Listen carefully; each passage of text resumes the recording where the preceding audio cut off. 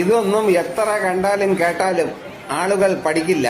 കാരണം ചിലരുടെ ധാരണ ആനയില്ലെങ്കിൽ ഉത്സവം നടക്കില്ല, ഉത്സവം നടത്താൻ പാടില്ല എന്നൊക്കെയാണ് ചിലർ വിചാരിച്ചു വച്ചിരിക്കുന്നത്.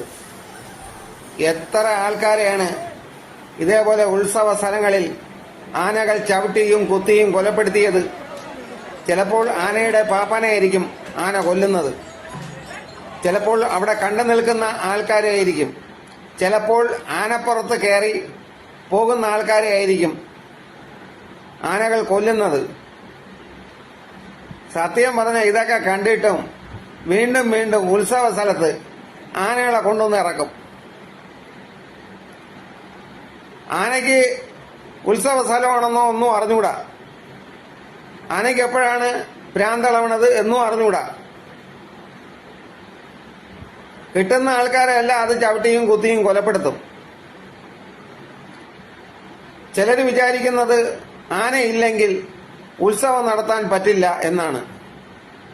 ആനയില്ല, വെടിക്കെട്ടില്ല എങ്കിലും ഉത്സവം നടക്കും, ഒരു കുറവുമില്ലാതെ.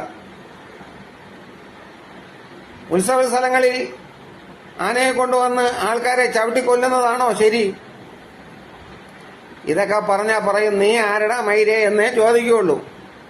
അങ്ങനെ ചോദിക്കുന്നവന്മാരോട് ഞാൻ ഒറ്റ ചോദ്യം, ഇതൊക്കെ നീയൊക്കെ കാണുന്നില്ലടാ മൈരേ എന്ന് മാത്രമേ എനിക്ക് ചോദിക്കാനുള്ളൂ. അപ്പം നമസ്കാരം.